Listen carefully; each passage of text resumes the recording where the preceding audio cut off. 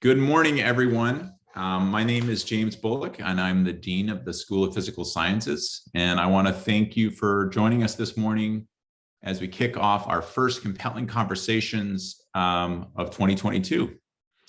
And we're thrilled today to be able to talk to you about initiatives around diversity, equity, and inclusion that are taking place in the School of Physical Sciences. So this series called Compelling Conversations is an exclusive virtual opportunity for partners, alumni, and supporters of the school to come and hear about things that are going on, research that the faculty are involved in, and just get a sense of the people who really make this whole school alive and function. Every event is live, it's unscripted, it's basically a chance to listen to folks talk to each other, and we hope that's enjoyable today. One of our goals in physical sciences is to create access to our programs, to everyone, to cast a very broad net and to make sure that the talent that's broadly distributed in society is captured and enabled. And we really believe that physical sciences and mathematics is a force for good in the world, and we want to make sure that we're getting participation from as broad of folks as possible to help these great things happen. If you're interested in supporting the kind of events, activities that we're going to talk about today, please do that. I think Sonia is going to post a link in the chat. So you may want to post that one more time, because I think anyone who's joined since you first posted it won't be able to see it. So maybe post it one more time and there'll be a link there if you want to give to that. If you have any questions throughout the talk, please go ahead and use the Q&A button, and I'll be able to see those and I'll direct those towards the panelists. So with that, what I'm going to do is very quickly introduce the panelists, but then I'm going to turn to each of you and ask you to tell us your story and how you came here and how you came to be involved and care about diversity, equity, and inclusion topics. So first, we have Professor Mingchen Chen. She's a full professor in the Department of Physics and Astronomy, and she's also the Associate Dean for Diversity, Equity, Inclusion here within the school. She is a theoretical particle physicist. Her main interests are properties of elementary particles and fundamental forces of nature. For example, she's focusing on trying to understand the origin of neutrino masses and neutrino oscillations. There's a long history, of course, in neutrino physics in this school, and Mingchen is certainly carrying the torch in that direction. She holds a PhD from the University of Colorado Boulder. Next, we have Professor Katheleen Johnson. She's from the Department of Earth System Science, and she's also the Advanced Equity Advisor for the School of Physical Sciences, and we'll talk to you a little bit about what that role is and what that means on this campus. Her research is in paleoclimate, and she uses geochemical variations of preserved and caved calcite deposits to reconstruct time series of past environmental changes. She's done fascinating work on, events that happened long in the past, like large floods, et cetera, that are very interesting just from a scientific standpoint. And so we hope to have her back actually again to talk more about that research as well. She holds a PhD from the University of California, Berkeley in geology. And finally, we have Carol Ward. She is the program coordinator for our newly established Office of Access, Outreach, and Inclusion in the school. She has many years of experience developing programming and events that drive engagement and to develop a sense of community for diverse constituencies. She values and places importance on building equitable communities in various organizational settings. She holds a BA in Public Administration and Public Relations from CSU Fullerton and a master's degree in Leadership Development from Chapman. So what I'd like to do now is to ask each of our panelists in your own words to tell us a little bit about how you got to this moment, why you're interested in this topic, and really what you're thinking about these days. So why don't I start with you, Kathleen? Maybe tell us a little bit about anything you want to tell us about your history and why you're interested in this topic and what brings you today to the school doing this important work. Sure. Thanks for the nice introduction. I am happy to be here and share a little bit about sort of my journey to where towards being an advocate and actively working towards increasing diversity in geosciences in particular. So I'm a first-gen student. I'm also a Native American, so I'm an enrolled member of the Grand Traverse Band of Ottawa and Chippewa Indians in Northern Michigan. And part of, I think, what motivates me to do this work is to help students, have an easier pathway through their education than what I had. So I see now, like being at this higher level as a faculty member, I realize, how many things I just was unaware of, how, that I lacked that sense of belonging in some of the STEM spaces that I was in as an undergraduate. And so I kind of slowly got into doing this work.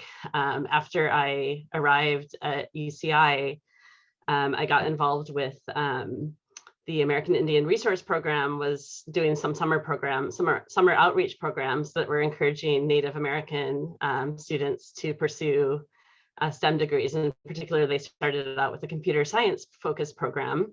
And so I got involved in that and did some small amounts of outreach during that summer program. And then I saw an opportunity arise to do a summer outreach program focused more on earth and environmental science for Native students. So I wrote an NSF proposal and got funding to do this large outreach program. And that kind of is really the first instance where I really was actively leading a DEI focused initiative.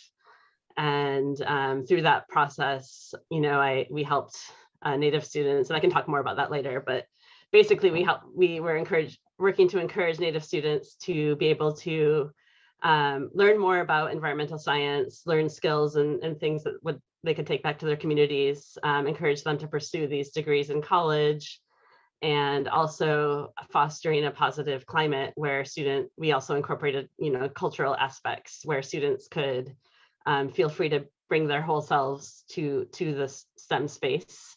So I think that's really important, is like a big piece of what we're trying to do here, I think, is, and maybe we can talk more about this later, is just making sure that we're building an inclusive space where everybody feels a sense of belonging and don't feel like they need to change who they are in order to fit in. Thanks so much, Kathleen. That's great. And it is so important. And I think we're really fortunate to have you here leading those kind of efforts and fostering this kind of conversation. We'll keep coming back to this more. But for now, let me turn to Kara, actually. Kara, tell us a little bit about your trajectory and what makes you passionate about this topic. Yeah, thanks, James. I think my trajectory to where I'm at now probably really started during my undergrad at Cal State Fullerton. I kind of went through the whole life cycle of being a student to a staff member. And so working as a student assistant in the Career Center was where I was kind of first exposed to this idea of pursuing a career in higher education. And I think during my time as an undergrad, I really spent a lot of time reflecting on my own personal identity. Being first generation and biracial, Latinx and white has played a really important role in just me understanding my place in the world and spaces I come into, the privilege I bring into spaces, and then I think also spaces where I don't see myself represented. And so I think that just made me really cognizant of structural inequities that exist for marginalized communities in higher ed and then broadly in society. So I've been working as a staff member in higher ed for about the past 6 years now at different schools. And I think working in the area of DEI has really challenged me to be a very critical listener. I think that's a really important skill in this, but then also reaffirming how important, Kathleen has said this, and I think this will be a reoccurring theme throughout this conversation, is how important sense of belonging and development of community is, and how that really kind of pushed me through undergrad and graduate school into where I am today. And I think what I'm working towards today and what we're all working towards is, again, what Kathleen said, making sure that everybody can bring their whole authentic selves to the spaces and not having to fear being questioned for that.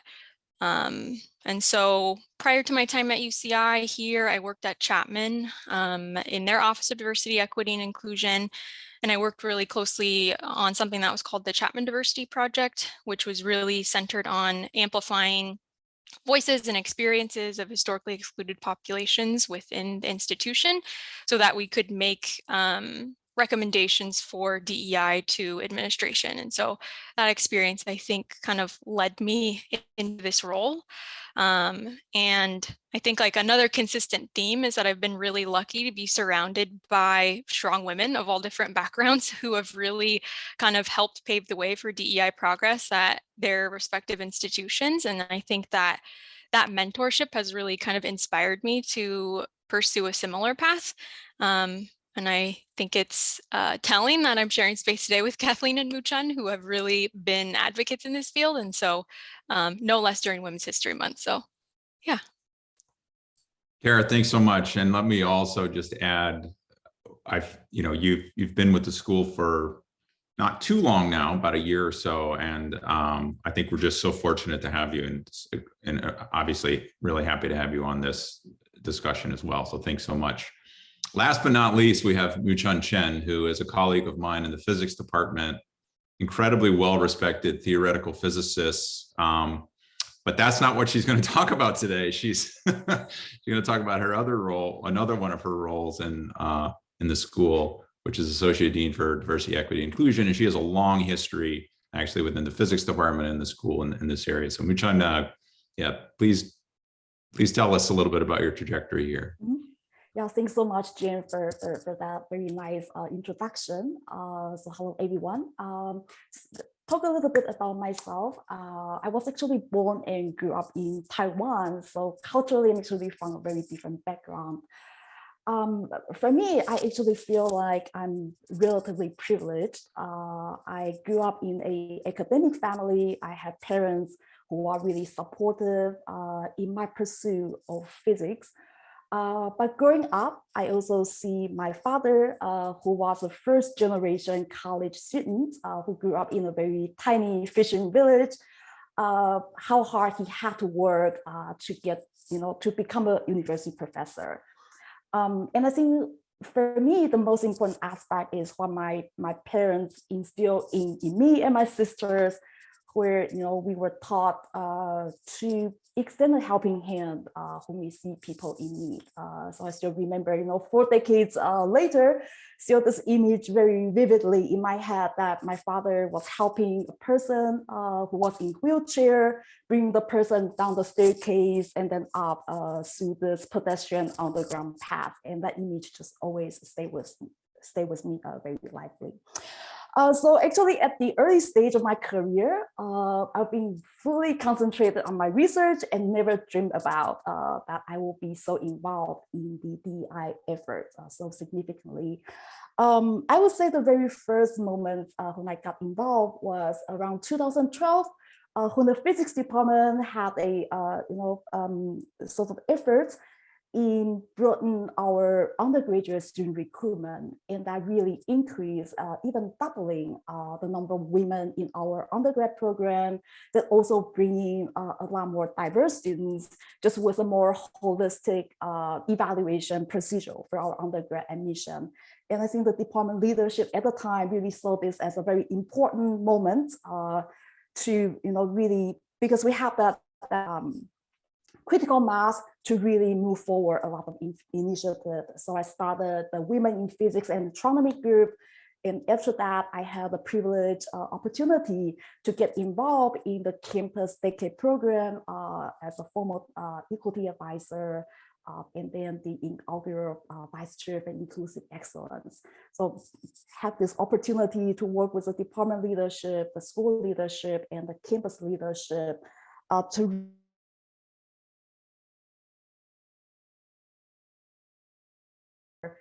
and by learning more about these experiences, combined with my own experience as a woman in physics, navigating my own career path, this just drew me further and further into this effort. And to me, by witnessing all these inequalities and injustices, if we don't do something, we are complacent.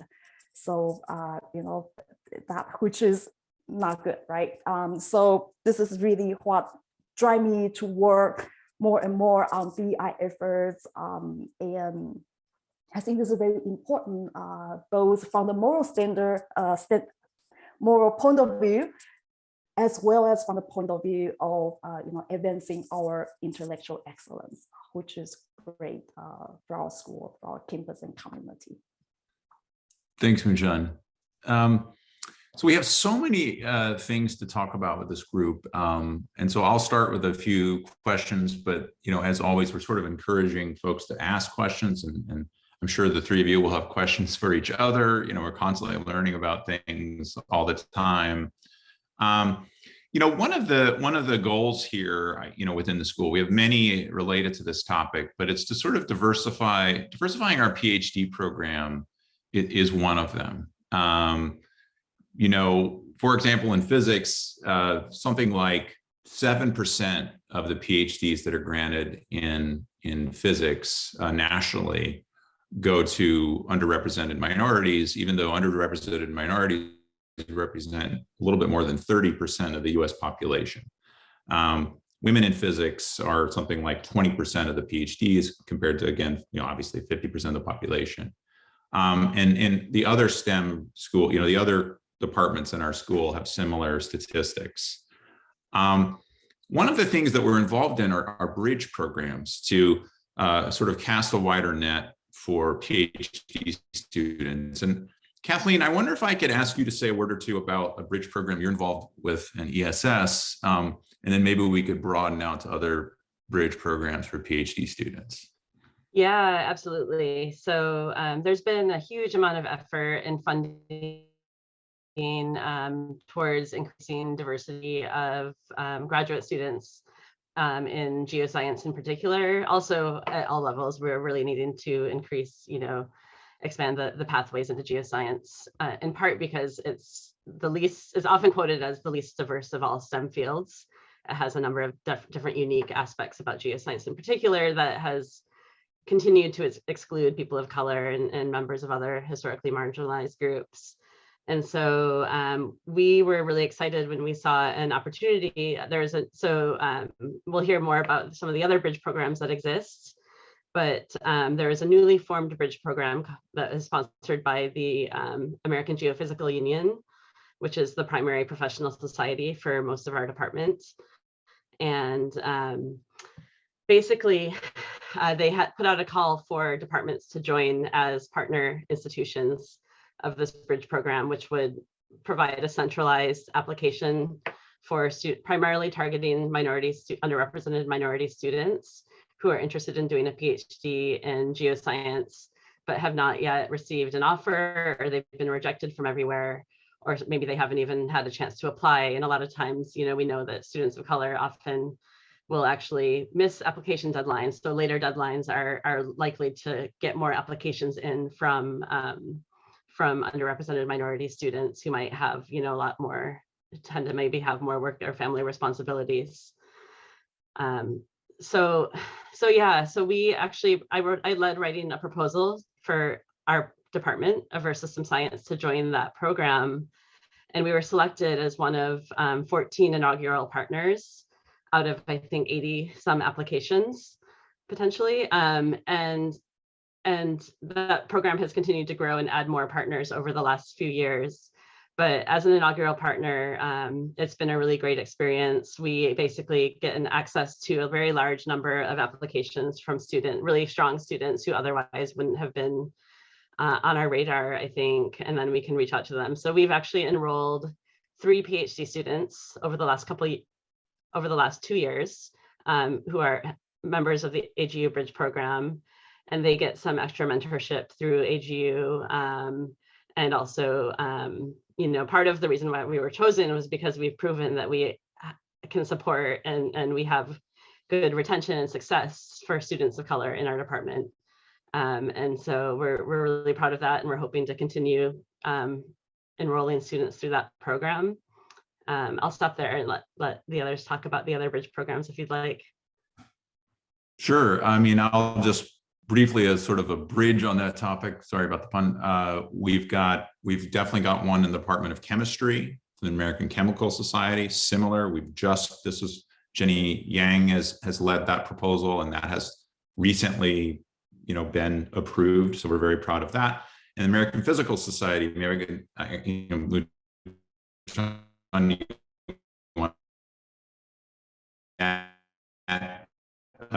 earth science, chemistry, and physics, we're official partner institutions in all of those areas.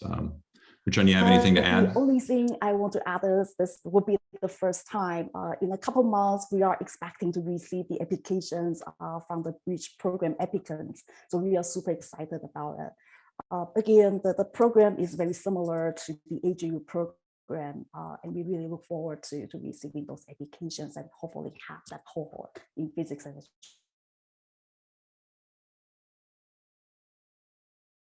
Maybe wrong, but I think UCI might be the only place that has all three of these programs. One of the only places, which is really great to have us all in the same school, because they're all actually under this larger umbrella organization, which is IGEN, the Inclusive Graduate Education Network. And they offer a lot of training and professional development aimed at changing how we're also doing graduate admissions, which is another part of the puzzle that we're all working on, I think, separately in each of the departments, moving towards a more holistic admissions process. And also primarily most of our departments, I believe, have also dropped the GRE requirement, for example, which is strongly known to be biased. Yeah, I think we were the first R1 physics department in the country to drop it. We were, and then the next year it's Stanford and the next year Harvard, but we were the first R1. So I'm pretty proud of that as well. The other thing I'll mention very quickly is we are also part of a bridge program called CalBridge, which ties state undergrads, and they get opportunities to work with UC faculty. And UCI is the leader in sort of accepting CalBridge students and graduating them, and they've gone on to be extremely successful upon graduation. So it's been great for the physics department, and I know ESS is becoming involved in that as well. So we're very excited about that. Kara, let me turn to you, because one of the things that you've really spearheaded and done an amazing job of is beginning to coordinate these activities within the schools. We have these kind of individual, incredibly inspiring initiatives that are going on in each of our departments. And one of the things you've done is you've kind of figured out where the connections are and coordinated more of this collaboration, which I think is sort of making the whole bigger and better than the sum of the parts. Among the initiatives that you've been involved in, is there anything you want to talk to us about? In particular, we talked about how we'd like to diversify our PhD programs, but another thing we want to do is sort of get students into college, which can be such an important pathway to success and really change lives. Do you want to tell us anything about some of the programs that are going on, maybe for middle school students and in getting them interested in science? Yeah, I think you bring up an important point, and just how important it is for us to recognize changing demographics across California, across the United States, and how it's important for us to focus on recruitment, but also the retention piece of it is really important, just as important to make sure we're retaining and having the resources available for the students that are here. And so I guess one piece of that is outreach. And so one of the programs that I would like to highlight is called LEAPS, short for Laboratory Experiments and Activities in Physical Sciences. It's an outreach program that is not new to the School of Physical Sciences. It actually occurred, believe, during 2012 to 2018, but we brought it back for the first time actually this past week. And so the outreach program essentially brings local middle school students to campus to kind of have a day at college experience and to experience different physical sciences fields and what that would look like. And hopefully they leave kind of visualizing themselves pursuing higher education one day, and it grows their interest in science. And so during their visit, they kind of attend different research labs. They're exposed to graduate students in the labs and faculty, and then they get to explore campus a bit. And so we're trying to kind of engage middle schools that don't have as much funding for facilities related to STEM education, and to make sure that they're exposed to that here, and that they know there's avenues and support and structures if that's something that they would like to pursue in the future. So that's definitely something that we're trying to expand.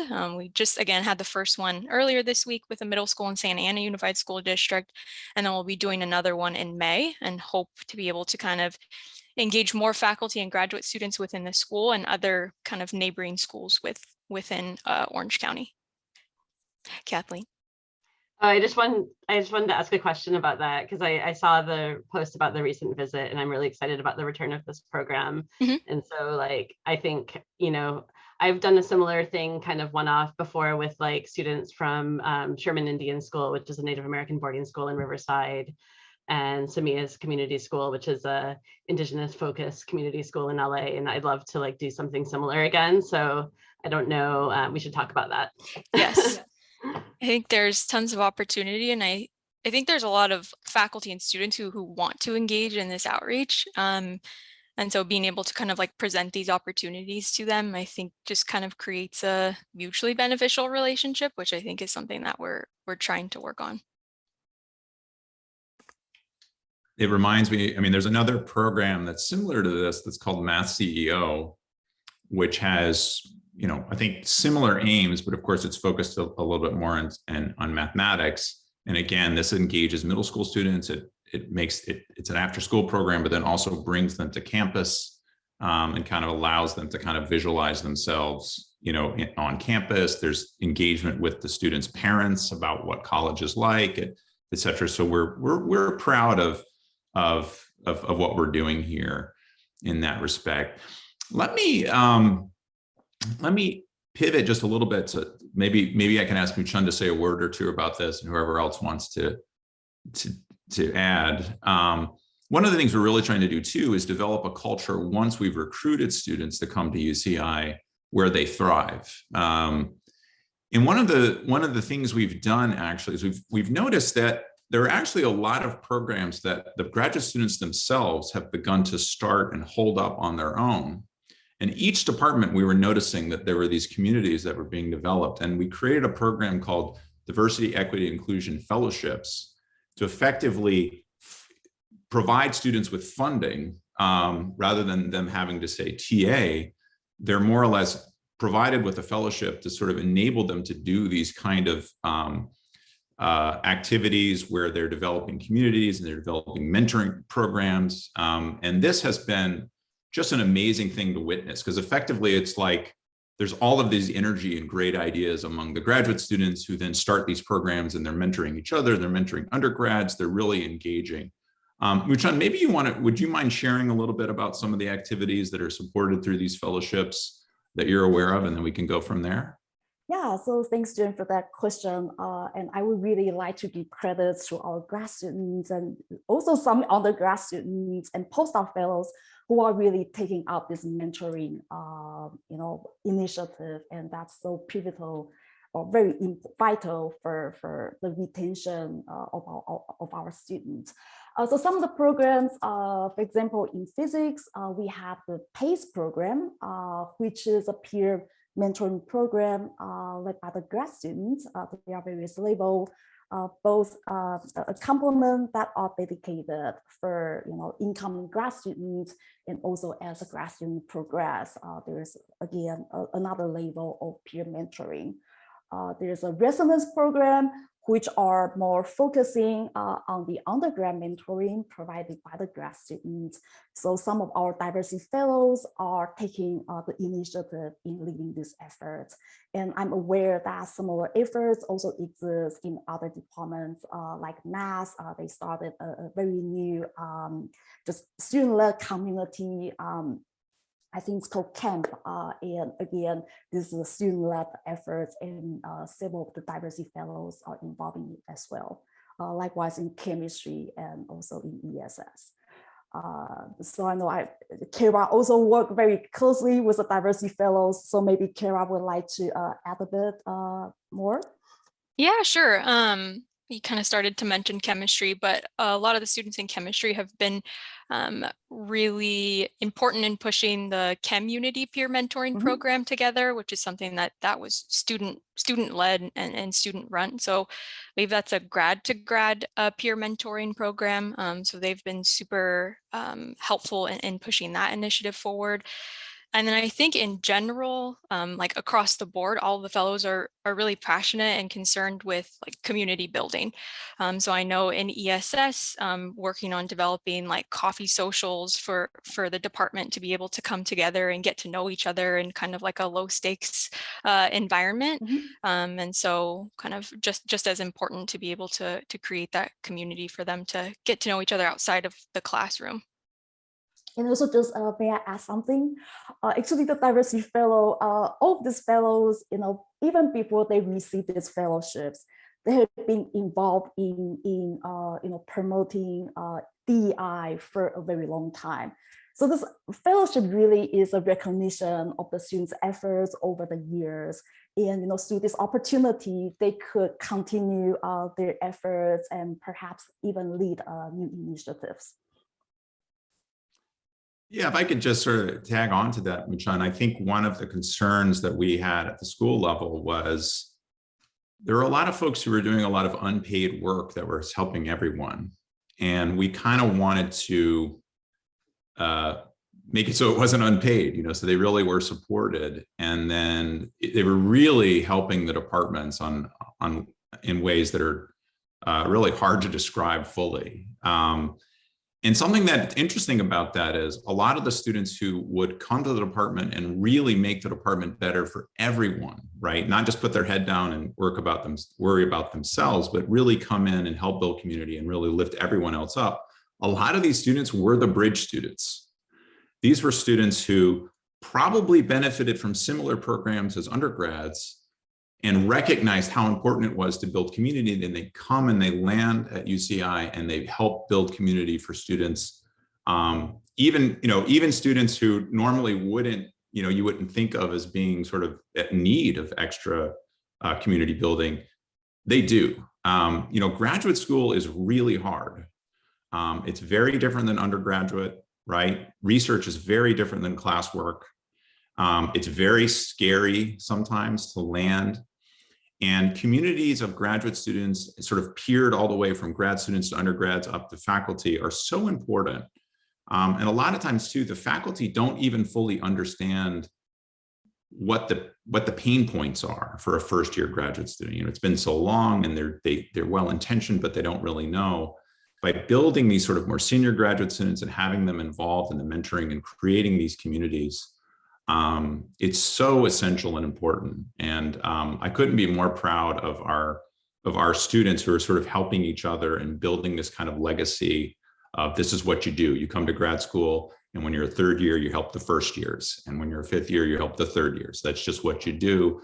This is exactly the kind of community that we're hoping to build. And of course, then we want to tier that up to junior faculty and senior faculty, and then, first year graduate students to undergraduates. I mean, this kind of mentoring is so important, I think, for a successful organization. So anyway, we do have a question here in the chat about undergraduate opportunities for internships. And I'll say very quickly that we have something called the Physical Sciences Undergraduate Mentor, the PSUM program, where undergraduates in physical sciences get paired up with mentors who are, most of them are alums in the community who work in industry, who sort of work with them to kind of help them, shepherd them through getting internships, et cetera. And we have a new program that's through the Black and Physical Sciences Initiative, where we're creating a targeted mentorship program for our Black students. I don't know who wants to pick up the baton on that one. Maybe Kara, you're the right one to describe that a little bit. Yeah, I would be happy to share a little bit about it. So Black and Physical Sciences, we'll kind of start there and share a little bit more about the program and then how the mentoring program came about. But that was developed, I believe, in 2020 and developed to kind of create a sense of community across Black students, staff, faculty, postdocs across the school in physical sciences. And so currently we're working with the group to meet bi-monthly, Mingchen and myself, and just really provide a space for community connection, for students to get to know each other again in more of a relaxed environment, to share resources, ideas, and also to learn how we can be better supporting that community within our school. And so in the fall, we conducted a survey to the Black and Physical Sciences group just to kind of learn more about how we could be better supporting that group and what resources and opportunities students were interested in. And from that, we learned that students were really interested in mentorship opportunities. And so this spring, we're piloting a Black and Physical Sciences mentoring program that will connect current undergrads and grads who are interested with Black alumni from physical sciences. And so hoping that will kind of help contribute to personal, professional development and connecting students with alums who have been through a similar situation, navigating higher education, now in the workforce, and kind of have that shared identity experience that they wouldn't get somewhere else. Thanks, Kara. Let me sort of change the conversation just a little bit and kind of back out and talk about UC Irvine. And maybe I can ask Kathleen for you to sort of describe this a little bit, but I think UCI Physical Sciences, but the campus more generally, is kind of in a unique position to really tangibly move the needle on this issue. You know, we're an R1, very highly ranked, powerhouse research university, but we are also a minority serving institution.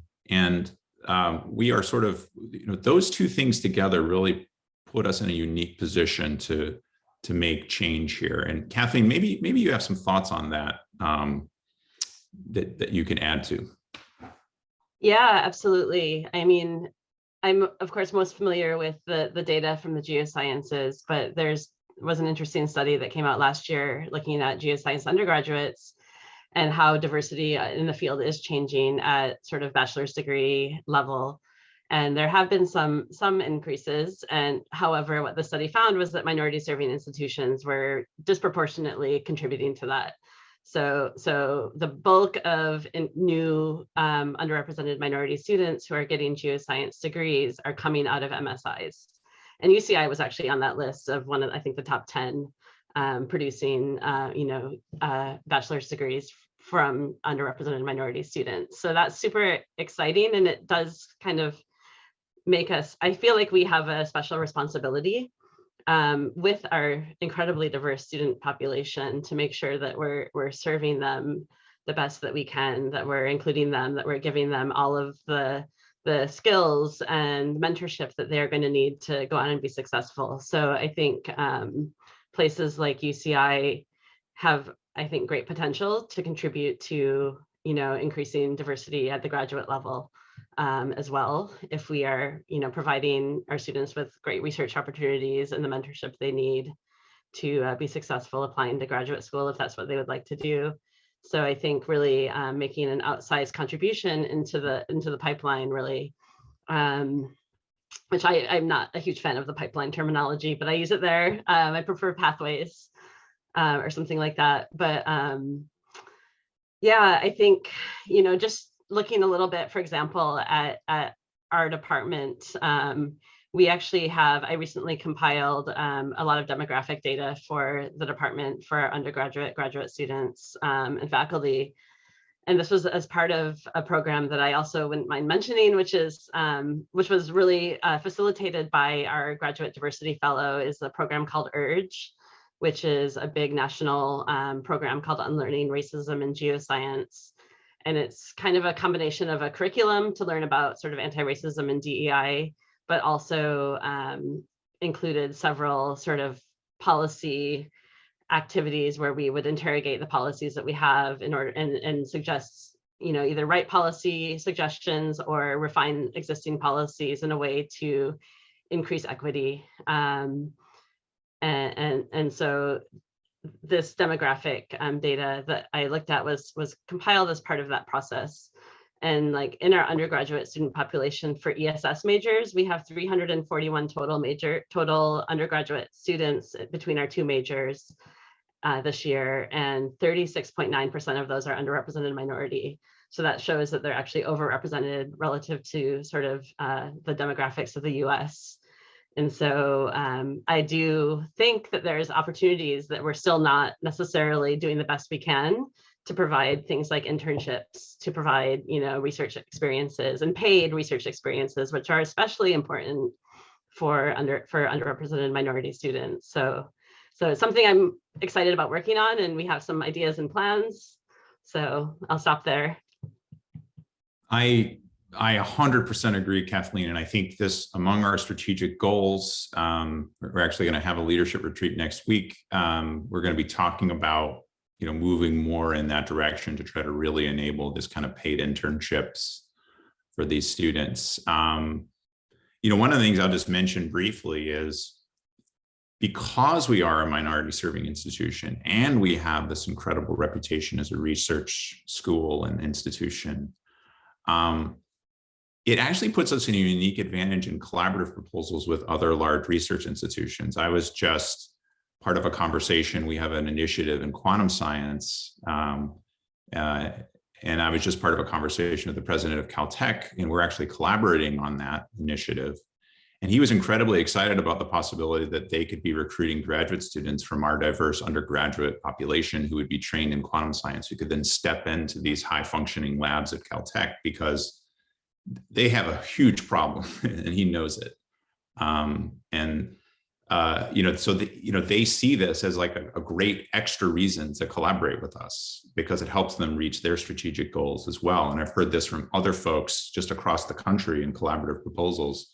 When they find out UCI is part of it, they get very excited about the sort of pathways that you've discussed. So it's interesting that it's sort of a strategic, it puts us in an amazingly strong position to sort of join, really high profile collaborations and really move the needle in these important scientific pursuits as well. So, Mingchen, I want to make sure that you're brought in on the conversations here because you have so much to add.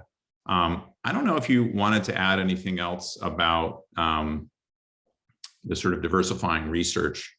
Maybe something we could talk a little bit about is what we're doing in the faculty side of things. We have a advancing faculty diversity initiative. You want to say a few things about what we've been doing for faculty? Yeah, so thanks for bringing up this advancing faculty diversity grant.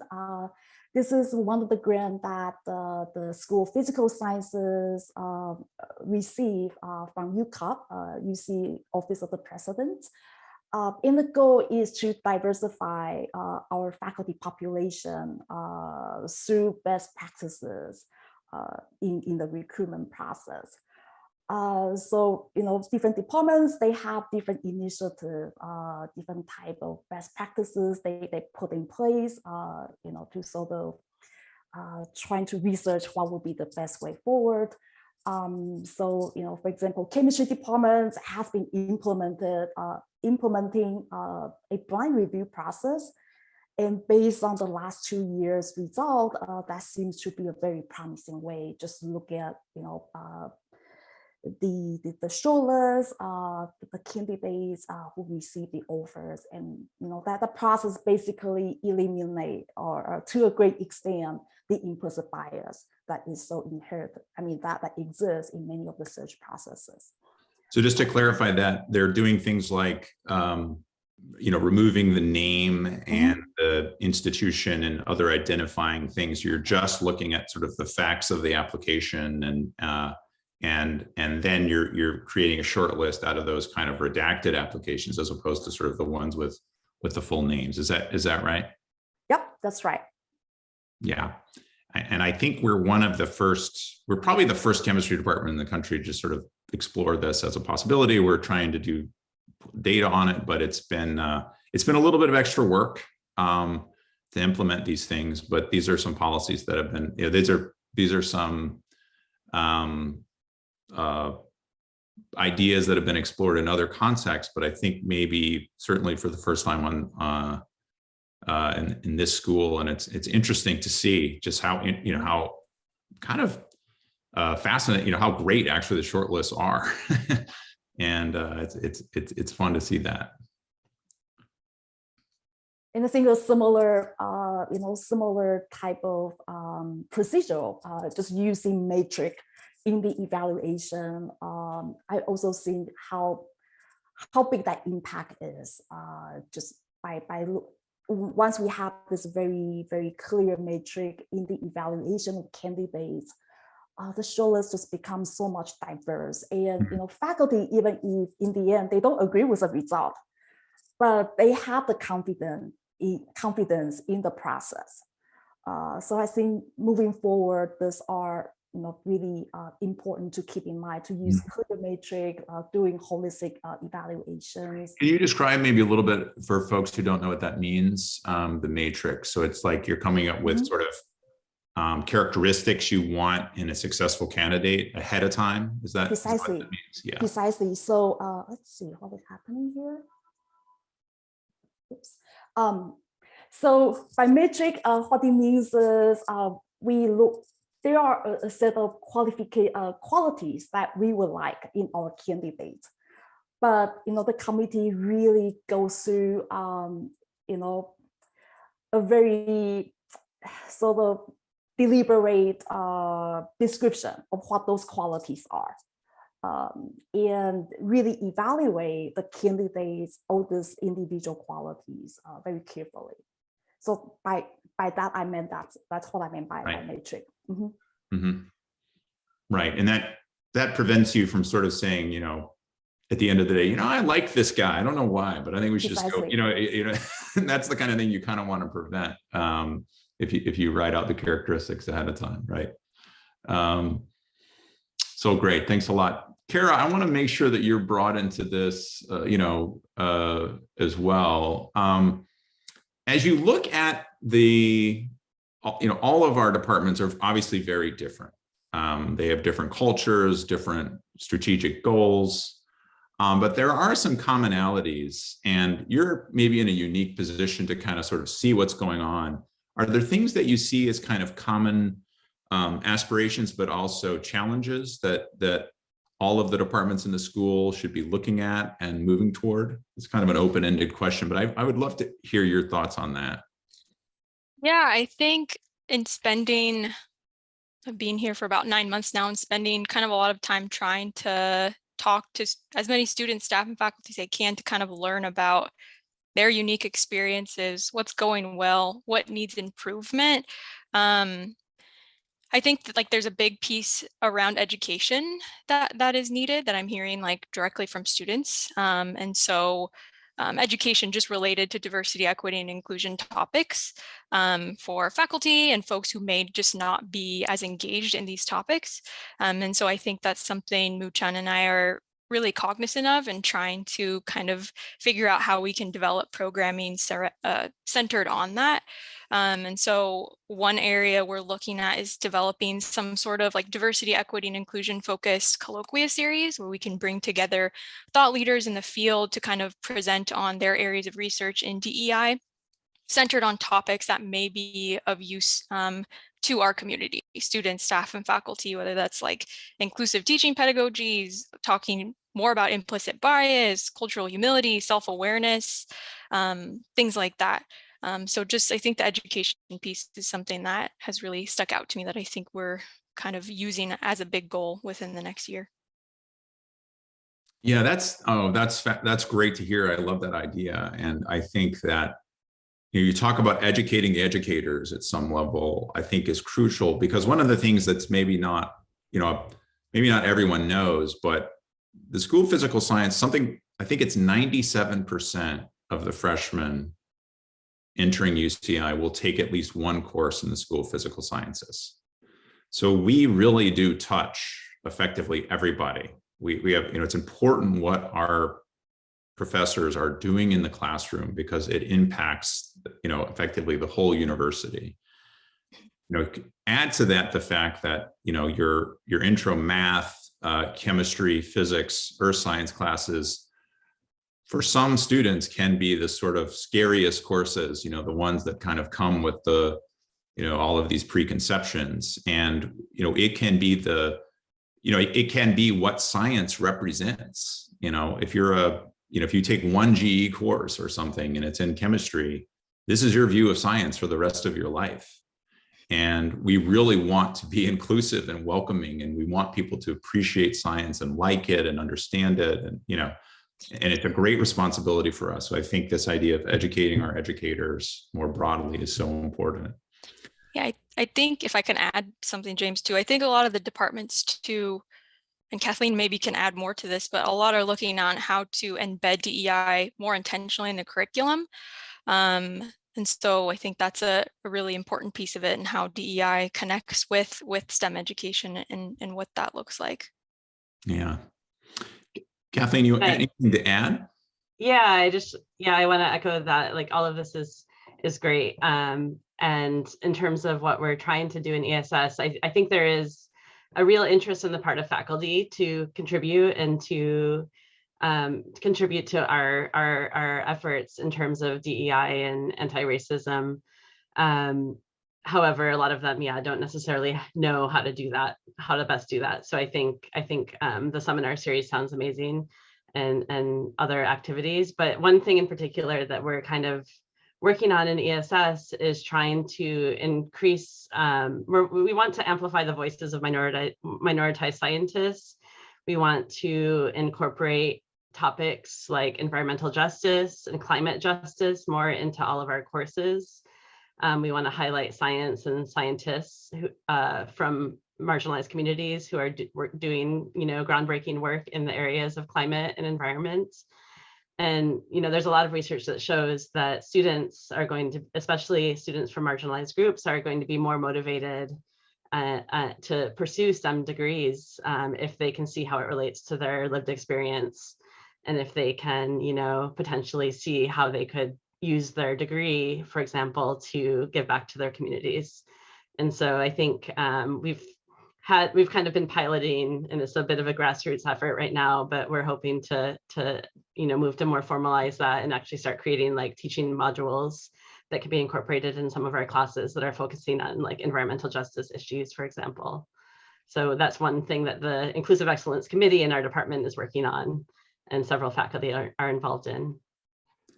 Kathleen, since you brought it up, and I think it's such an important topic, maybe you can describe a little bit more what you mean by environmental justice, and how, climate change issues overlap so closely with social justice issues, at least in your mind. You're probably in a better position to talk about this than maybe anyone. So I'll give you Sure. Yeah. I mean, it's a huge topic, and it's something that's extremely important to me, and I think important globally. But basically, what we know is that historically marginalized communities are being and have been disproportionately impacted by climate change and by environmental problems, things like air quality, access to clean water, access, risk from wildfire, things like that. There's people across campus who are doing really great work in this area of environmental justice, including there's a new Center for Environmental Health Disparities in Public Health as well. So health and human health impacts of, communities of color being located in places that are, likely to have higher air pollution, for example. And how a lot of this really goes back, there's historical reasons for this, for communities being like, segregated into these specific regions that have disproportionate impacts of things like air quality. And then for tribal communities, which I'm, especially interested in, tribal communities, a lot of natives were moved away from their original homeland onto reservations and areas that, lack resources or are more vulnerable to things like sea level rise or drought.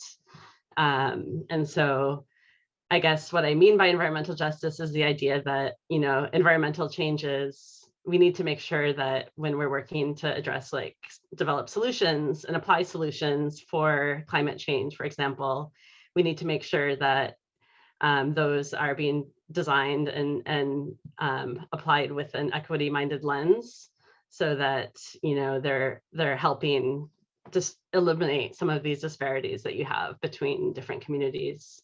So it's like a really exciting growing area, I think, for research and like kind of coupling between research and policy. And in addition to folks in ESS who are working on that, lots of people in chemistry, like the atmospheric chemists, are really involved in work like that through AirUCI and across campus in the social sciences and public health. So Absolutely. yeah, I see this area growing in importance.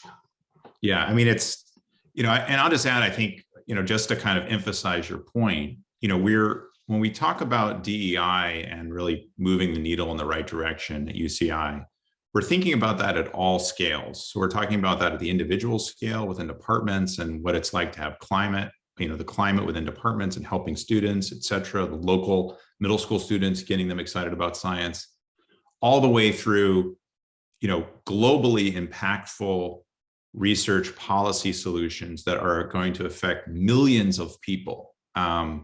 It's probably important to emphasize this, that more people died last year from air pollution effects than died of COVID.